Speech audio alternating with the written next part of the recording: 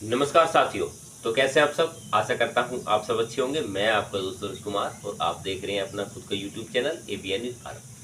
साथियों, जब जब हमने पुरानी पेंशन योजना के लिए कुछ कहा है या किसी प्रकार का मुद्दा या किस्सा उठाया है, तो उसमें काफ़ी सारे ऐसे सवाल उठे हैं जो कि कर्मचारी द्वारा ही उठाए गए हैं। लेकिन जब सरकार की बात आती है, सरकार इसमें बदलाव करने की कोशिश करती है या एनपीएस में कुछ ऐसा बदलाव करने की कोशिश करती है, तो उसके लिए कोई आवाज़ नहीं उठाता।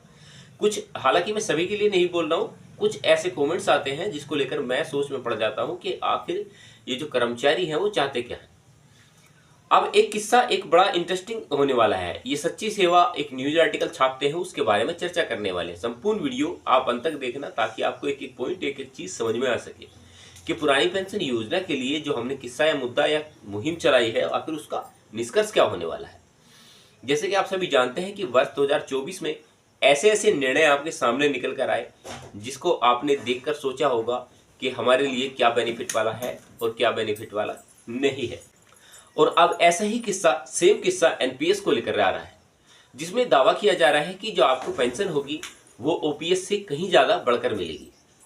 आखिर वो कैसे हो सकता है, उसके बारे में जानते हैं। अगर आप एनपीएस पेंशन में निवेश करते हैं तो यह वीडियो आपके लिए महत्वपूर्ण होने वाली है।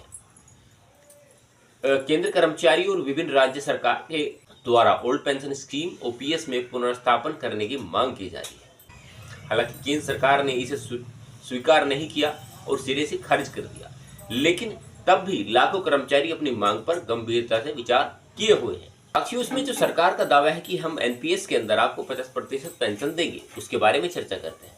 कर्मचारी यूनियनों का दावा है कि सेवानिवृत्ति के बाद एनपीएस के तहत कोई निश्चित लाभ उपलब्ध नहीं है, जो कि ये बात सही है। जबकि ओपीएस के तहत कर्मचारियों को एक निश्चित पेंशन मिलती है। सरकार की है कोशिश रहती है कि एनपीएस के तहत कर्मचारियों को ओपीएस के समान लाभ मिल सके। सरकार इसमें एनपीएस के तहत आने वाले कर्मचारियों को सेवानिवृत्ति के बाद होने वाले मासिक वेतन का 50% पेंशन के रूप में देने का कोई शुल्क शुरू कर सकती है। साथियों, सरकार इस कदम को उठाने जा रही है ताकि कर्मचारियों को चिंता ना रहे कि उन्हें रिटायरमेंट के बाद पर्याप्त पेंशन नहीं मिल पाएगी। जिस कर्मचारी को वर्ष 2004 के बाद भर्ती किया गया, उनके लिए चलाई जा रही योजनाओं से अच्छा लाभ मिल रहा है। हालांकि यह अहम है कि कर्मचारी 25 से 30 साल तक बिना किसी विचार के पैसे जमा करना जारी रखे। वित्त मंत्री निर्मला सीतारमण द्वारा यह घोषणा की गई है। साथियों, सांचारिक रिपोर्ट के अनुसार टाइम्स ऑफ इंडिया ने बताया कि केंद्र सरकार ने ओल्ड पेंशन स्कीम ओपीएस में वापसी करने से इनकार किया है। हालांकि जब कांग्रेस मनमोहन सिंह सरकार ने इस एक निश्चित स्तर की मदद के लिए खिड़की खोल रखी थी, सरकार ने निर्णय बदलने की घोषणा की थी। रिटायरमेंट के बाद ओल्ड पेंशन स्कीम के अंतर्गत प्राप्त होने वाली पेंशन हर महीने आखिरी वेतन का आधा हिस्सा होता है। इस पेंशन में हमेशा समय समय पर वेतन आयोग की सिफारिशों के आधार पर बढ़ोतरी होती रहती है। हालांकि सरकारी कर्मचारी न्यू पेंशन स्कीम एनपीएस में अपनी बेसिक सैलरी का 10% जमा करते हैं और सरकार 14% का योगदान करती है। साथियों, अब मोदी सरकार के तीसरे कार्यकाल की शुरुआत हो चुकी है। जल्द ही इसके बारे में अपडेट आने वाला है कि पुरानी पेंशन योजना चालू होगी या फिर नई पेंशन स्कीम में ही कुछ ऐसे बदलाव किए जाएंगे जिससे कर्मचारी लाभान्वित हो सकेंगे। जिसके बाद यह बताया जा रहा है कि पुरानी पेंशन बहाली होने पर मोदी सरकार तीसरी बार शपथ लेने के बाद विभिन्न घोषणाएं कर रही है, लेकिन ऐसा अभी तक भी कोई औपचारिक सूचना हमें प्राप्त नहीं हुई है। पुरानी पेंशन के बारे में कर्मचारियों की मांग सबसे अधिक है। सरकार ने उस पर क्या बोला और वह क्या जानने की कोशिश कर रहे हैं। साथियों, नई पेंशन योजना लागू होने के बाद से कर्मचारी लगातार पुरानी पेंशन बहाली की मांग करते नजर आ रहे हैं। इस मुद्दे को लेकर विभिन्न राज्यों में विरोध प्रदर्शन जारी है। कर्मचारी अभी भी अपनी पुरानी पेंशन लागू करने की मांग को लेकर लगातार विरोध प्रदर्शन कर रहे हैं ताकि उनके बुढ़ापे में आर्थिक मदद मिल सके, चाहे वो सोशल मीडिया के माध्यम से कर रहे हो या फिर न्यूज आर्टिकल के माध्यम से कर रहे हो। हालांकि पुरानी पेंशन बहाली के लिए 68 लाख से ज़्यादा कर्मचारियों को फायदा होना शुरू हो गया है। हालांकि अभी तक कोई अपडेट नहीं दिया गया जिसके तहत से मोदी सरकार जीत रही है। यानी कि जिस तरह से मोदी सरकार जीती है तो उस तरह से लगता है कि जल्द ही कई बदलाव किए जा सकते हैं और कर्मचारियों को कहीं ना कहीं राहत मिलने वाली है। साथियों, इस पर विजेंद्र धारीवाल ने बताया कि प्रदेश के सभी कर्मचारी लगातार पुरानी पेंशन की मांग करते आ रहे हैं, लेकिन सरकार संवैधानिक अधिकार को वापस लेने को खुद को तैयार नहीं है। इसलिए पेंशन बहाली संघर्ष समिति ने निर्णय लिया है कि प्रदेश के सभी जिलों में जुलाई से लेकर अगस्त तक एक आक्रोश मार्च किया जाएगा। अगर इसके बाद भी सुनवाई नहीं होती तो 1 सितंबर को पंचकुला में रैली आयोजित करके मुख्यमंत्री आवास को घेरने का आयोजन किया जाएगा। साथियों, इसी बीच लेते हैं एक बड़ी खबर जो कि है ईपीएस 95 पेंशन धारकों को लेकर। ईपीएस 95 पेंशन धारकों को अपनी नगण्य पेंशन और आर्थिक तंगी और असुरक्षा का सामना कर रहे हैं। वे मांग कर रहे हैं कि ईपीएफओ के पास जमा उनकी राशि को वापस किया जाए, जिससे बैंक ब्याज से अधिक लाभ हो सके। उनका कहना है कि सरकारी कर्मचारियों को उच्च पेंशन मिलती है, जबकि प्राइवेट कंपनियों के कर्मचारियों को न्यूनतम पेंशन दी जाती है। साथियों, देश की प्रगति में अपना योगदान देने वाले ईपीएस 95 के पेंशन धारक आज अपने हक के लिए संघर्ष कर रहे हैं। वे अपने जीवन की संघर्ष में आर्थिक तंगी और असुरक्षा का सामना कर रहे हैं।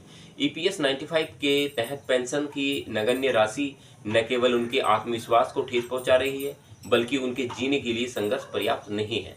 इस पर न्याय की पुकार क्या है? ईपीएस 95 के तहत पेंशन धारकों की एक सामान्य मांग है कि उन्हें जो राशि ईपीएफओ के पास जमा है उसे वापस कर दिया जाए। उनका मानना है कि राशि का बैंक ब्याज वर्तमान पेंशन से अधिक होगा। यह मांग इसलिए भी महत्वपूर्ण है क्योंकि पेंशन की बढ़ोतरी की उम्मीद लगातार धूमिल होती जा रही है और सरकार और न्यायालय दोनों ही इस पक्ष में नहीं दिखते कि पेंशन धारकों की समस्या का समाधान हो सके। अन्यायपूर्ण भेदभाव की भी समस्या सामना करना पड़ रहा है। पेंशन धारकों का कहना है कि जो लोग सरकारी सेवा में 5 साल सेवा कर चुके हैं उन्हें उच्च पेंशन मिलती है, जबकि प्राइवेट कंपनियों के कर्मचारियों को न्यूनतम पेंशन मिलती है, जो कि 1000 रुपये से लेकर 3500 रुपये तक ही हो पाती है। यह अंतर क्यों है आखिरकार? यह प्राइवेट कंपनियों के कर्मचारी देश की सेवा नहीं कर रहे या भेदभाव न केवल अन्यायपूर्ण है बल्कि देश की प्रगति के लिए हानिकारक भी साबित हो रहा है। सरकार इस पर उदासीनता क्यों दिखाई दे रही है? ईपीएस 95 के पेंशन धारकों का मानना है कि वर्तमान सरकार मध्य वर्ग की पेंशन बढ़ाने में रुचि नहीं दिखाई दे रही है। यह उदासीनता के लिए उन्हें अत्यंत कष्टदायक है और विशेषकर जब सरकारी कर्मचारी और नेताओं की पेंशन और भत्तों में वृद्धि हो रही है तो पेंशन धारक यह भी कहते हैं कि यह रवैया जारी रहा तो अगले चुनाव सरकार के लिए कठिन हो सकता है। साथियों, इस पर लोकसभा का दायित्व आखिर क्या बनता है?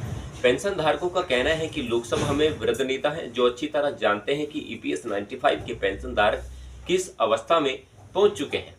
अगर नेताओं की पेंशन और भत्ते बढ़ सकते हैं तो ईपीएस 95 पेंशन धारकों की पेंशन क्यों नहीं बढ़नी चाहिए? लोकसभा का यह दायित्व बनता है कि वे इन बुजुर्गों के साथ न्याय करें और उनकी पेंशन वृद्धि करें।